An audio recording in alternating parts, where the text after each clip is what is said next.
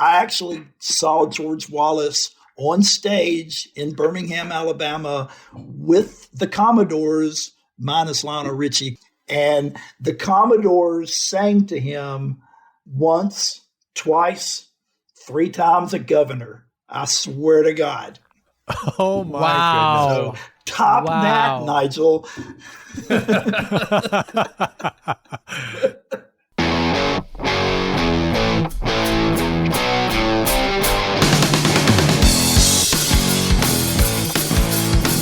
Hello, Cleveland! Turn your speakers up to 11 because it's time for Too Much Effing Perspective, the podcast that asks musicians and entertainers to relive their most Spinal Tap moments when nothing seems to go right and everything seems to get weird. I'm your host, Alan Keller, a comedy writer in LA and lead singer of the least heralded Chicago band, The Falling Wallendas. And I'm your co-host, Alex Hoffman, former tour manager for the Bodines and lead singer of the least heralded Milwaukee band, The Vainglorious. Our guests today are Patterson Hood and Mike Cooley, the driving forces behind Athens, Georgia's drive-by truckers. We're going to talk to these guys about the best way to deal with bands in a public restroom, which famous band Patterson's dad refers to as the chocolate vomit, and whether there's still confetti embedded in the floor from a 1999 Flaming Lips show at the legendary 40 Watt Club. So without further ado, let's go to the TMEP show. It really puts perspective on things, though, doesn't it? Not too much. There's too much effing perspective now.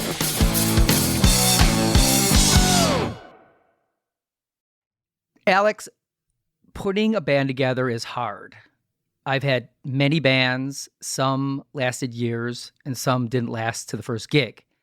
In 1985, I graduated from school, and I turned down a big job at Procter & Gamble to work at the Chicago Reader, typing classifieds while I tried to figure out what to do with my life.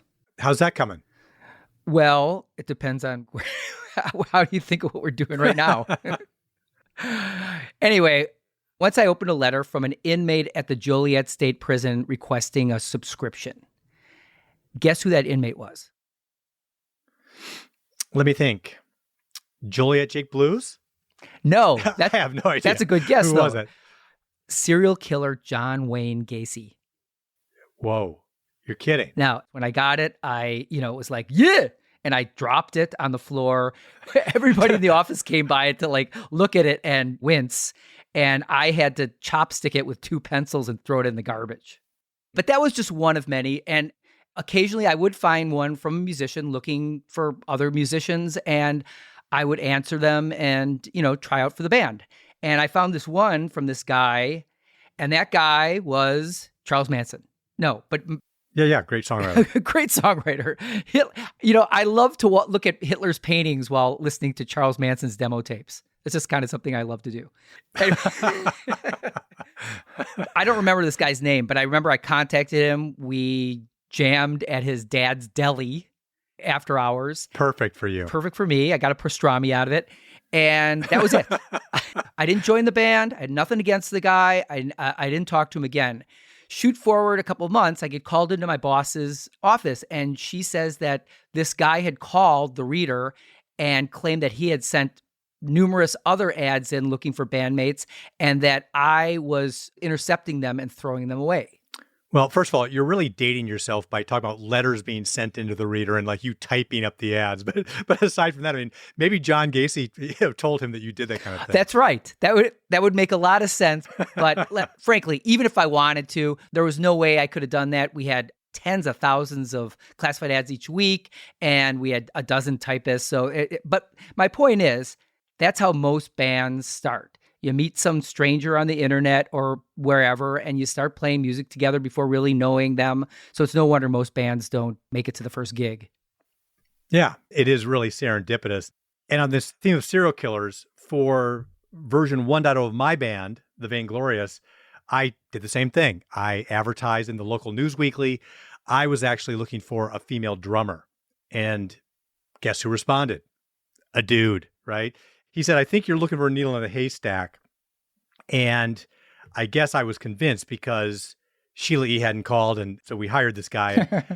A year later, during a wardrobe change at a photo shoot, I saw him bare-chested, and he had self-tattooed the words Jeffrey Dahmer into his abdomen.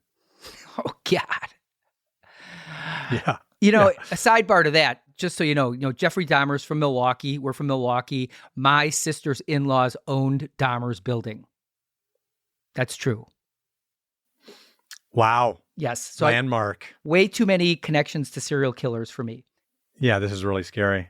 Well, okay, but as you said, it just goes to show it's really hard to put a band together with strangers. It's a crapshoot. But contrast that with Spinal Tap. Childhood neighbors from Squatney, Nigel Tufnell, and David St. Hubbard's form a lifelong musical partnership, and the rest is history. And it wasn't just the characters, right? I mean, aren't Christopher Guest and Michael McKean old friends? Yeah, they played in bands together in the 60s, I think. And of course, their creative collaboration extended to comedy. In fact, their rock and roll creation, Spinal Tap, predates the movie by many years. In 1978, they filmed a pilot for a sketch comedy series called The TV Show, and with two more friends of theirs, Harry Shearer and Rob Reiner. Didn't go anywhere, but there's actually a Spinal Tap video from that on YouTube. That's really something to collaborate with the same people for that long. Like our guest today, Patterson Hood, Mike Cooley. Their band Drive-By Truckers was actually celebrating its 25th anniversary on the day of our conversation. And they tell us they had a lot of ups and downs, but it's easier to weather those if you're doing it with old friends. Well, old chum of nearly 30 years, hopefully that will be the case with this creative collaboration of ours. We'll see.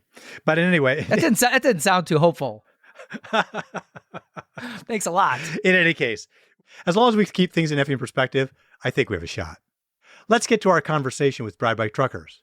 But first, a short break.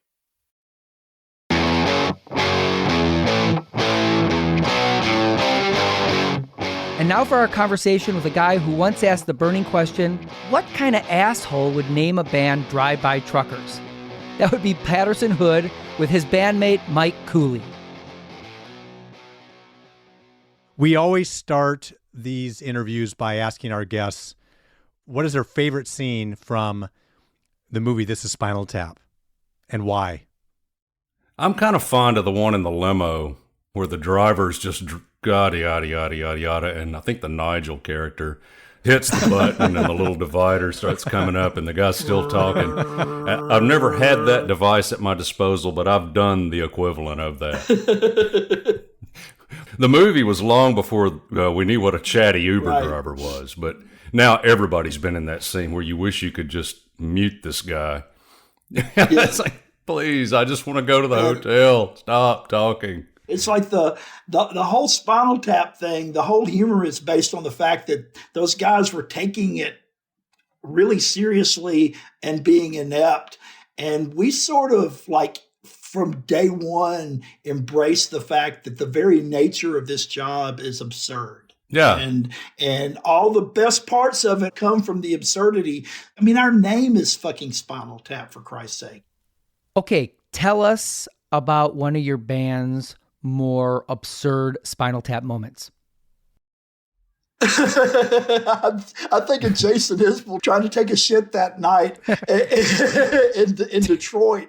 And bless his heart, I know he wouldn't care me telling this story because I'm pretty sure I've read him tell it before. But back when Jason was in our band and he was basically shitting his brains out in the stall. We've all had to try to get through the show with our dinner not agreeing. Yeah, and so he's in there just taking a monument. And the guy somehow, I guess, had either seen him walk in or recognized his boots. God forbid, I don't know. For some reason, the guy outside the stall knew it was him and started engaging him in conversation. And Jason's like, "I'm sorry, man. I'm really just trying to take a shit," and it completely wigged him out.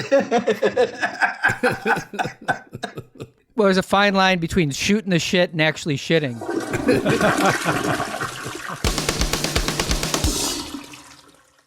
Patterson, you let me know that today is the literal 25th anniversary of Drive-By Truckers.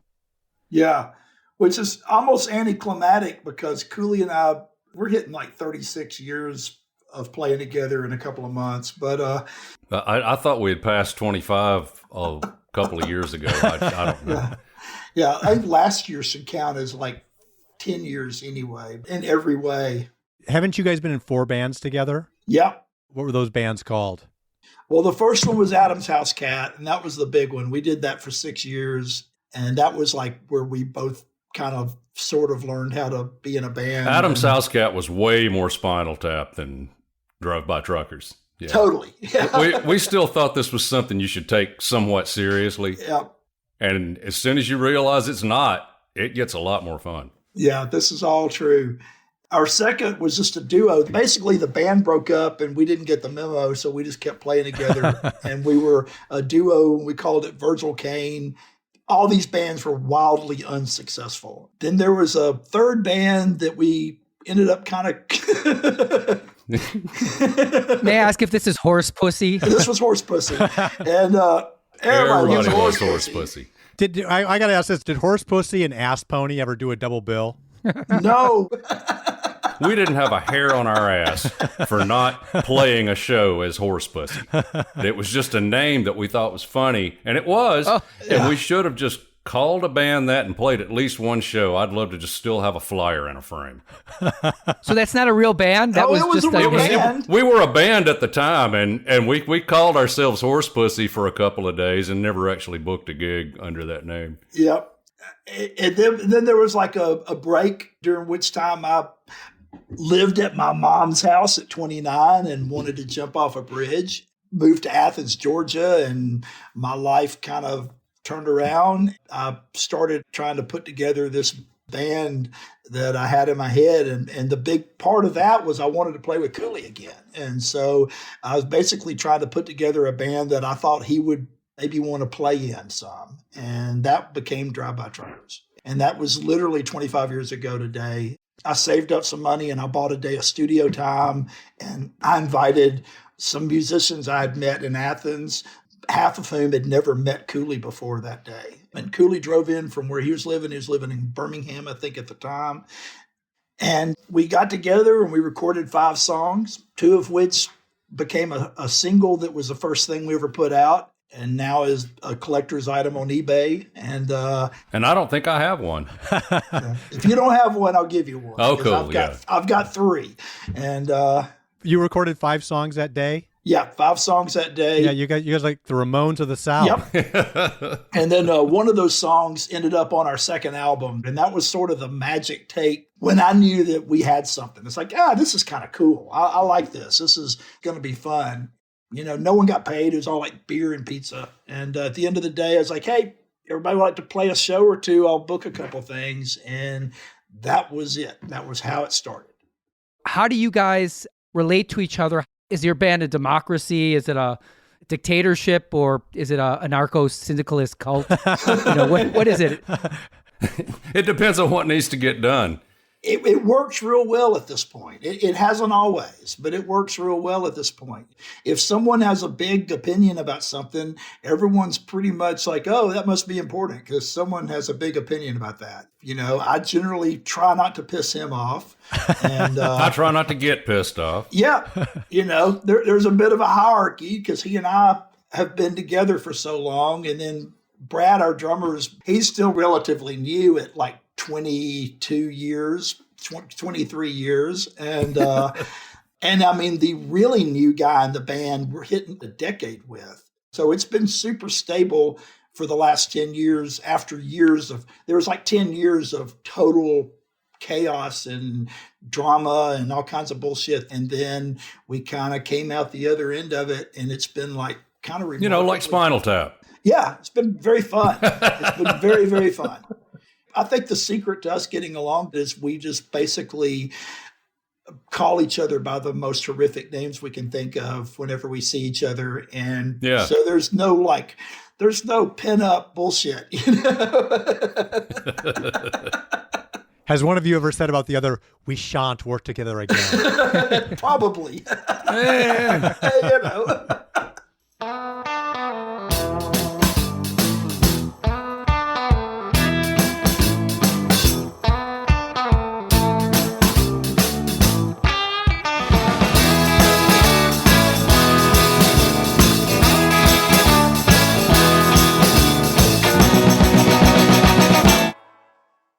I remember last summer when you wrote that article for NPR, basically apologizing for calling yourself Drive-By Truckers. Why did you feel like you needed to do that? Yeah, it's a stupid name, and it's okay. I was in a time in my life that embracing the absurdity of all of it was kind of right up my alley. It was the 90s. And as far as the new music scene in the 90s, a lot of it was taking itself very seriously in a way that I found not particularly appealing. After Cobain died, all of a sudden it started to sound like everybody was trying to sound like Nirvana without being half as good. And they all had these like super serious sledgehammer kind of names.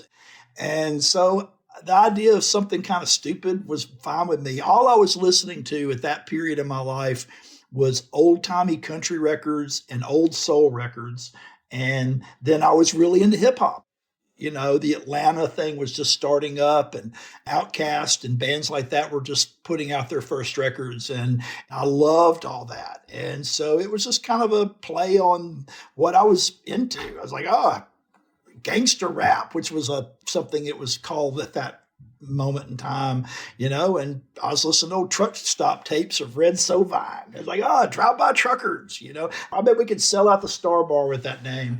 And we did. And we did. The first time we ever sold out a club in our lives, it was like a tiny room, 250 probably, but we'd fit 350 in there.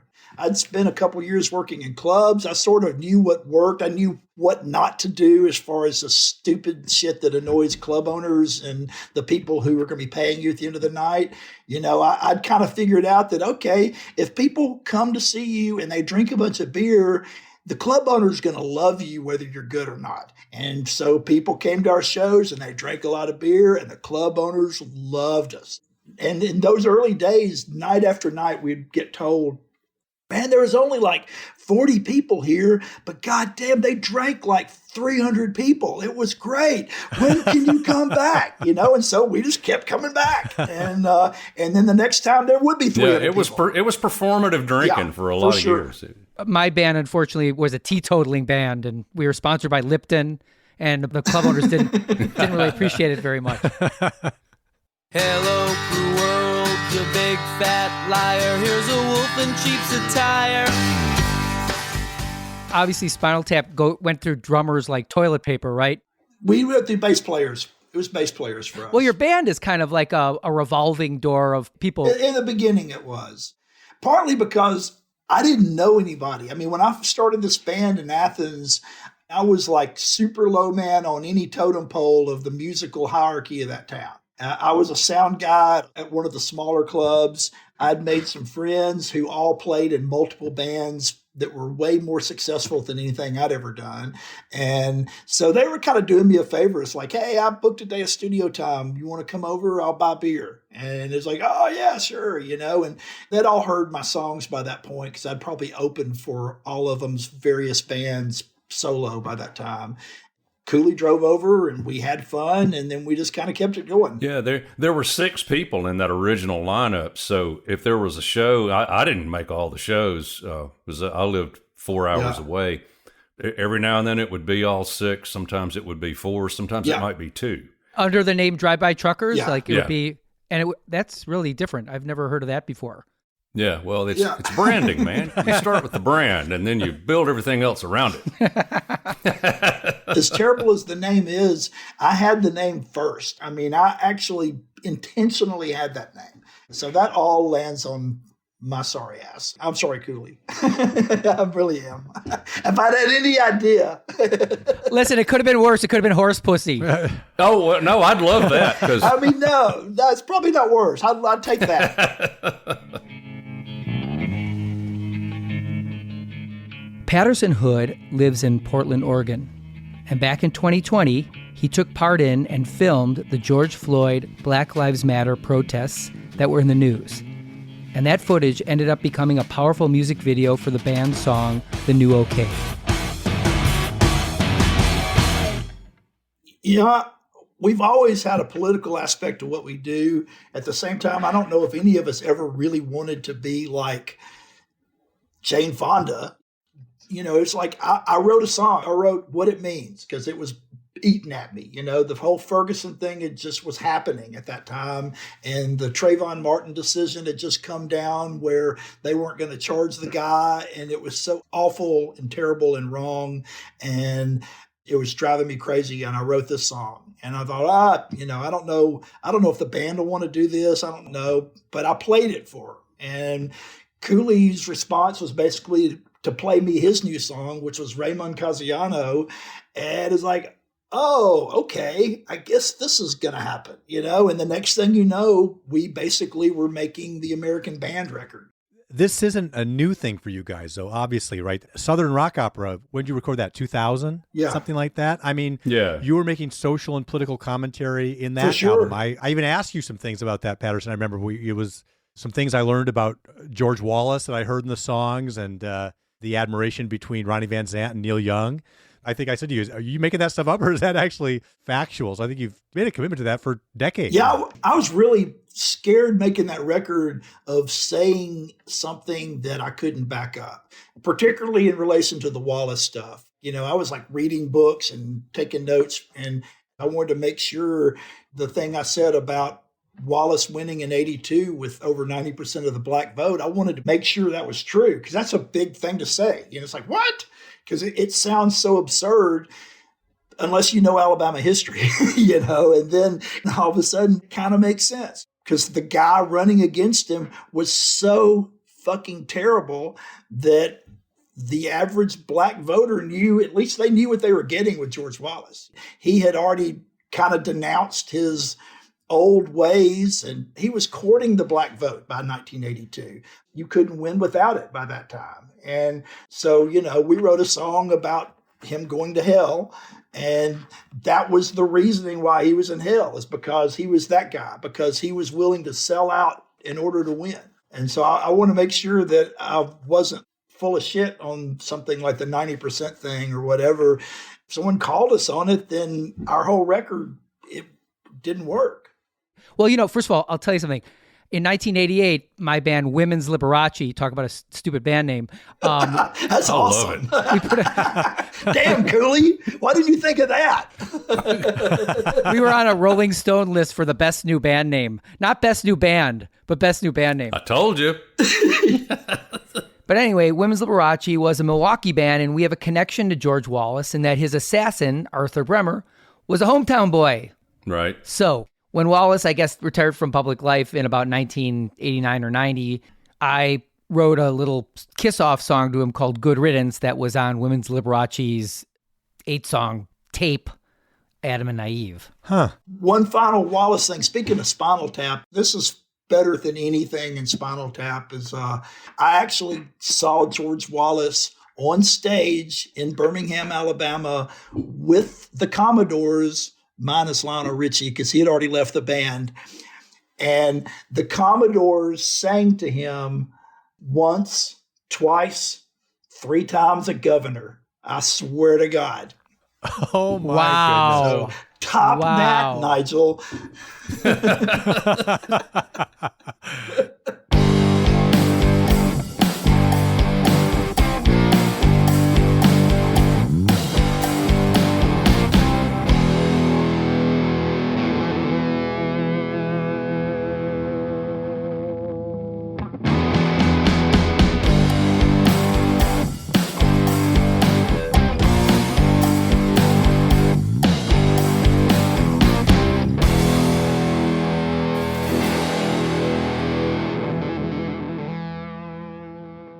Bringing it up to COVID times, can you tell us about the first gig of your most recent tour? Indianapolis, Indiana, the Vogue Theater.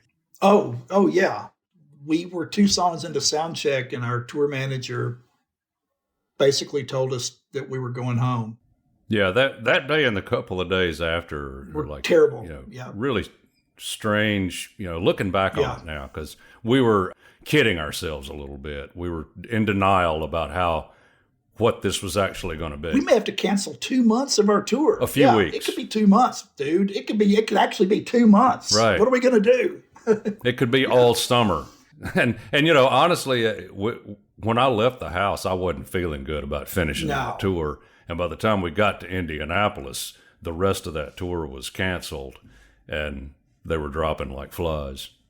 Everyone was on a different page too, right? I'm a writer, and I was at a WeWork space, and I was the first person to say, hey guys, you can't have mugs and utensils just lying around. There's this virus out. Yeah. I said, guys, you're going to infect everybody. And everyone was on such a different page. I mean, that's kind of part of the problem. There's people, they won't get a fucking shot. And that's not any one group either. Yeah. It's not even owned by any one ideology. No. We can't even just make fun of the Trumpers on that. No, not completely. I saw this woman on the news. Actually, she was a doctor. I have no idea what kind of doctor, but she said that the vaccine had magnetized her and that forks stuck to her face. I know one way a fork will stick to you. Totally. I thought if she's doctor, I called her Dr. Kevorkian. Yeah. Which could be a name for a band. The Kevorkians.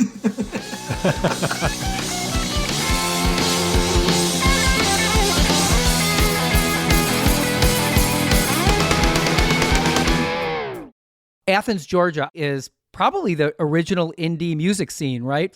It's one of them. I mean, it's a good one. Athens is late 70s with B-52s, and then there's probably Minneapolis. Sure, that's a good one. And then Seattle and Chicago. Yeah. Right? Chapel Hill was like always on the verge of blowing up, but it never quite did, even though there was a killer bands out of there. Yeah. But Athens had more bands per capita in the 1990s than any place on earth. And Athens is only like 120,000 people tops, and some really great ones. And it was a diverse scene. I mean, it was like all kinds of stuff, from Elephant Six to hippie bands to... Of Montreal, one of my favorite bands. Yeah. Yeah. So it was crazy. What do you attribute it to? The water, the air, REM. Okay. Domino effect from REM, because they created this idea that, hey, you can actually do this. This is a cool place.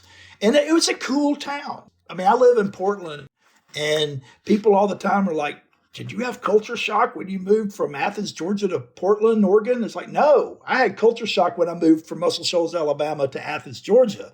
That was culture shock. I mean, Athens and Portland that's a much bigger step. Way more alike than you would think. They're both super hip, liberal, artsy towns. And Athens actually has the more liberal local government. One of our city commissioners in Athens took her oath of office on the autobiography of Malcolm X. She's a hip hop performer, and she's amazing. Mariah Parker. Athens is cool. Was it camaraderie between the bands? Was it competition? What was the vibe? It was mostly camaraderie. It was very little bullshit. There's always going to be a little snobbery about genres or subgenres or whatever, But I mean, at any given time, the drummer in one band's probably the drummer in other bands. The drummer in the Drive-By Truckers in the beginning, he was in several bands, including a band with his brothers. And we started using Brad whenever Matt couldn't play a show. We'd use Brad. And then after a point, it got to where we were using Brad more than Matt. He's been our drummer ever since. It was a fun scene, and it still is. I'll be in town and I'll go out one night and just stumble in and see some band in front of 20 people and then think, God, that's a cool band. It's like, it still happens. Were you influenced by any of the 80s Southern rock bands? Like, I was a very big Jason and the Scorchers fan. Oh, we love them. Oh, yeah. I love Jason and the Scorchers, yeah. I know we loved the Georgia Satellites too. I mean, they were an 80s band. They were cool, Yeah, they were great. They were way better than that one song that they're famous for. I mean, it's like their other stuff. Keep your hands to yourself. Yeah, right. I mean, it was a great single, but it was a lesser song. Battleship Chains, man, that's some great rock. Yeah, they were a great live band. What about John Hyatt? Love John Hyatt. Yeah, I love John Hyatt. He has a brand new record with Jerry Douglas. They have a new record together, and his daughter Lily is incredible. Right, toured with her. She's badass. One of my greatest concerts I ever saw was 1981 or 2. John Hyatt opened for Graham Parker. Oh, fuck. Oh, that'd be great. And that's when John Hyatt was more of a pop guy, right? Yeah, I love those records. Yeah, like Kiss the Girls and Make Them Cry, and Slugline. Yeah, he was great. I mean, that Bring the Family album is one of my favorite records. And Slow Turning, too, are two of the best records I love Slow Turning of all time. Yeah, both of those together are fantastic. Yeah.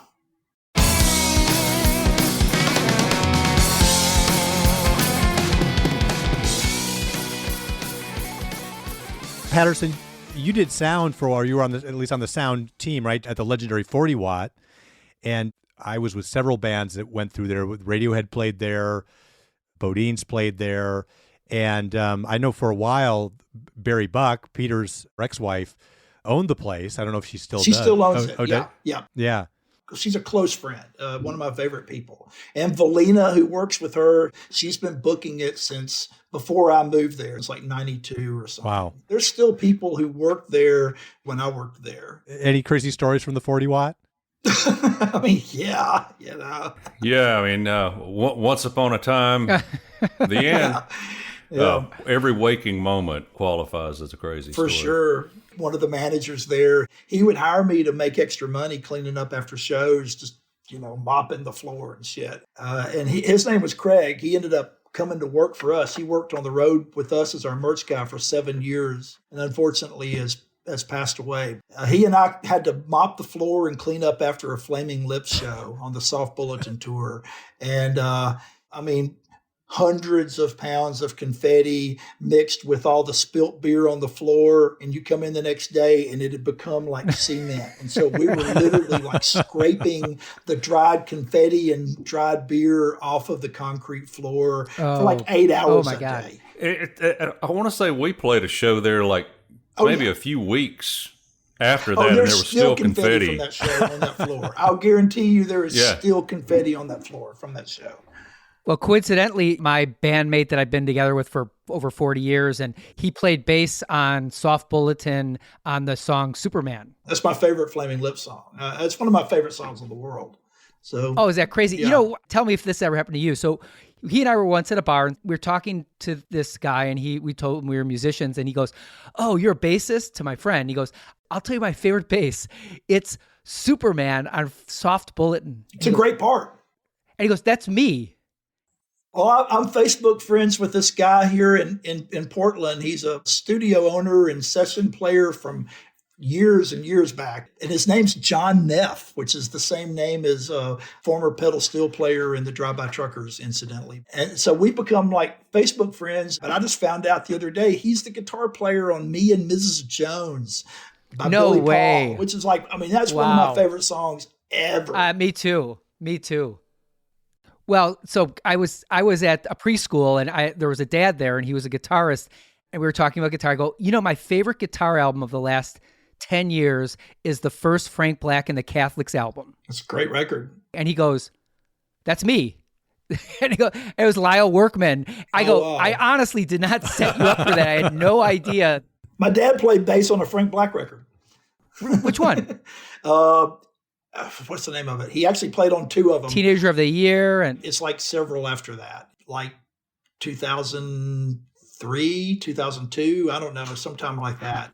But your dad isn't just any dad. He played on a ton of soul records. Yeah, my dad's David Hood from the Muscle Shoals Sound Rhythm section. And yeah, he's played on a ton of stuff. Wilson Pickett? Pickett and Aretha and Bobby Womack, some of my favorite stuff. And Willie Nelson, he played on Phases and Stages. And Bob Seger and Paul Simon and Rod Stewart. Boz Scaggs Loaned Me a Dime with Dwayne Allman. That's my dad on bass on that. Amazing. But when we were starting out, Dad would make fun of the music I listened to at that time, including the Pixies. And he would refer to them as the Chocolate Vomits. That was like his catch-all name for something I liked that he thought was out of tune. And he would always make fun of the Chocolate Vomits. And years later, he ended up playing with Frank Black. And he and Charles hit it off like gangbusters. And he told him the story about that. It's like, when my son used to play me the Pixies, I thought it was the Chocolate Vomits. And Charles thought that was hilarious. And they became buds. So, it all goes full circle. My dad actually was Al Jarreau's electrician, so he didn't play on his album, but he wired his house.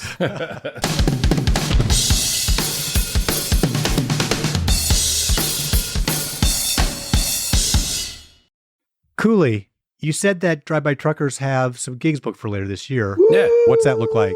Yeah, I will leave in 5 weeks and 4 days. That's how it feels. To be precise. Yeah, I haven't counted down anything like that since I got my driver's license. Yeah, me too. I'm almost afraid to believe it. I'm still in that state where, is it real?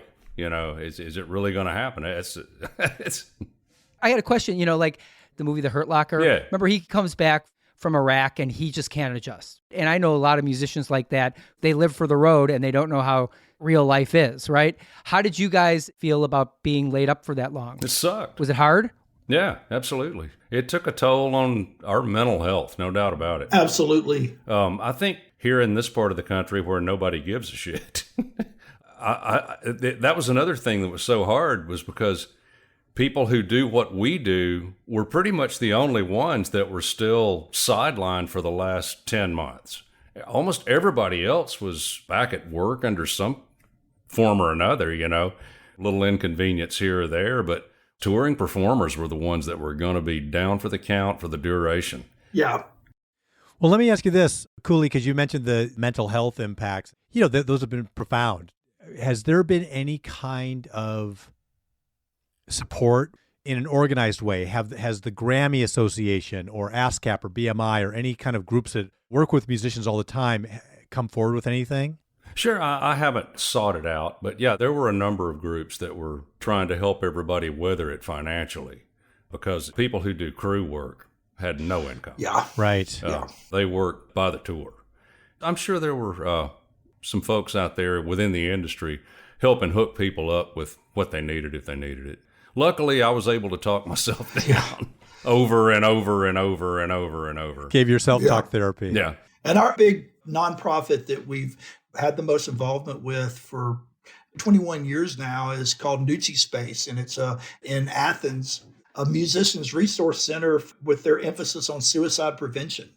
We do a fundraiser every year when we go back and play 3 nights at the 40 Watt in Athens. Next year it's going to be 4 nights actually. And we raise money for them. Amazing. And then our fans have kind of taken it on as something like the diehards that come to homecoming every year. Because when we play homecoming in Athens, the majority of the tickets are people flying in from all over the world, literally, to come do this thing. And they've taken upon themselves to make us look bad on our fundraising efforts for Nucci Space, and in a beautiful way. So they raise way more money than we do now every year. I think they raised like almost $50,000 this year, and we didn't even have a homecoming, but they knew that Nucci's needed to have that check, and so they raised money. And there's the fact that this fan base enjoys hanging out with each other as much as any other aspect. I'm not really sure we even need to be there. No. Yeah, we can do it as a Zoom call, but we won't. Would they even notice if we didn't show up? This is all true. This is completely true. By the way, they've been holding these without you for a long time during the whole call. They just didn't tell you. You weren't invited.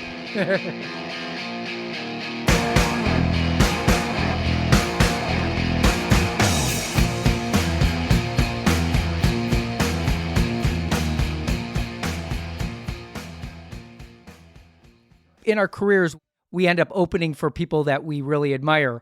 Who are the people that you got to meet that were particularly meaningful to you? Booker.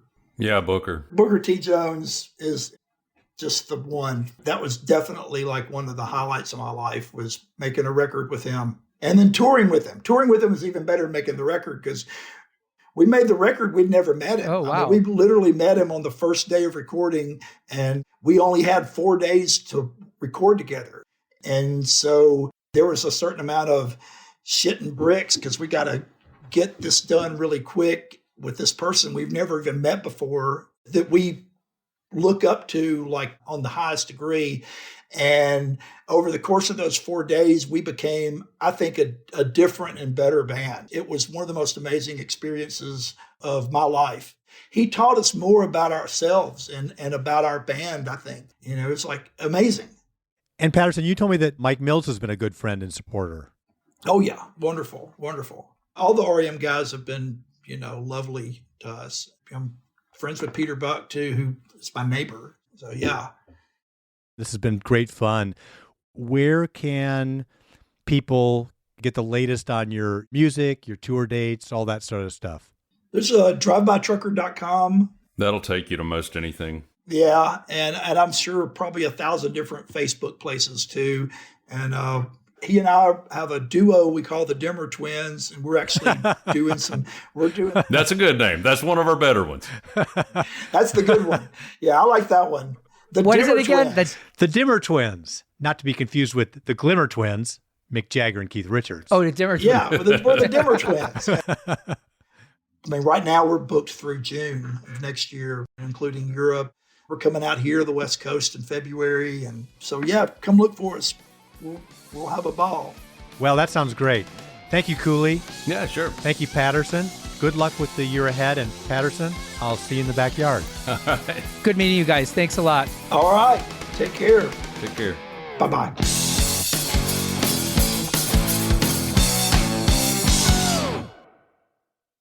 You know, an artist's relationship with the audience can be very fragile. Most err on the side of caution, making anodyne comments like, "Hello, Cleveland." We know it works. Well, it does, unless you're in, Omaha.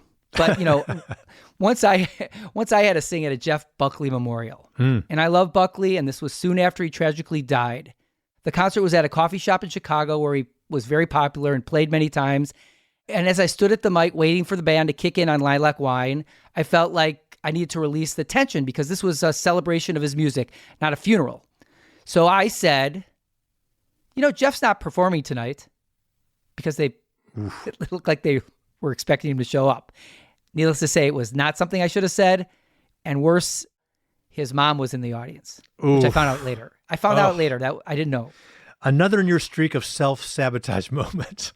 I mean, what were you thinking? Probably that I can't wait for the shrooms to kick in.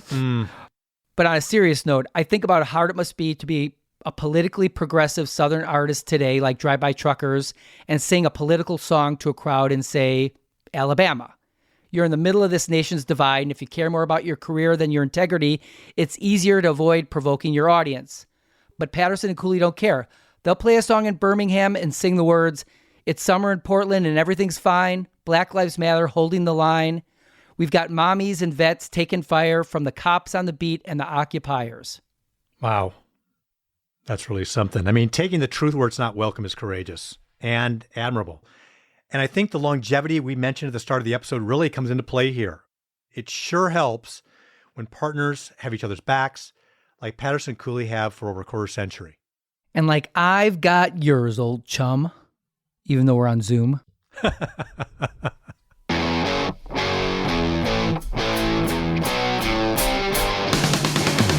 We want to thank Patterson Hood and Mike Cooley, the Dimmer Twins, for joining us and sharing their stories.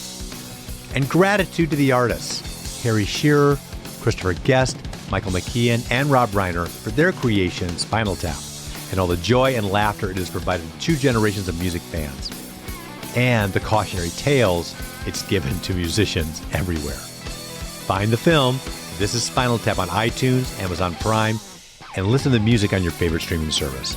This week, we're recommending the Spinal Tap hit, Tonight, I'm Gonna Rock You Tonight. This episode is edited by Gretchen Kilby, music by J.K. Harrison. Please follow Too Much Effing Perspective on Apple Podcasts, Spotify, Overcast, CastBox, or wherever you listen to podcasts.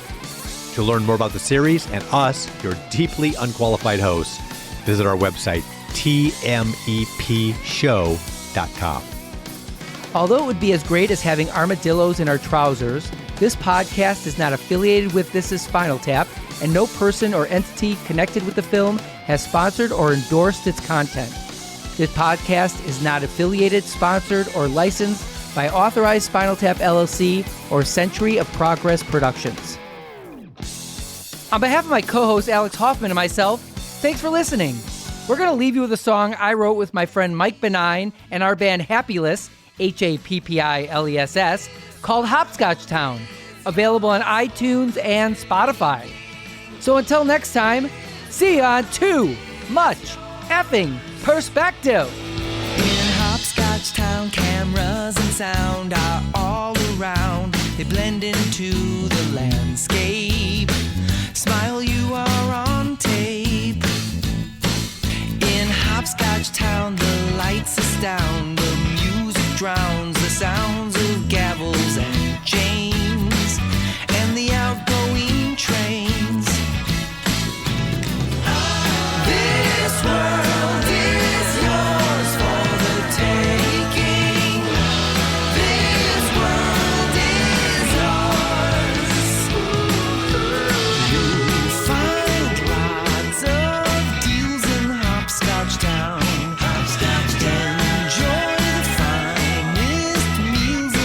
Hopscotch Town.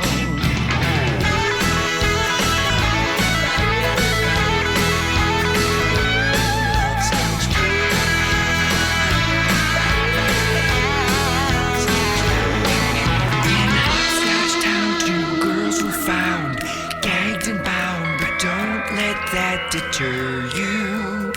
We've lifted the curfew. This world is yours for the taking. This world is yours. There's so much to do in Hopscotch Town. Hopscotch Town.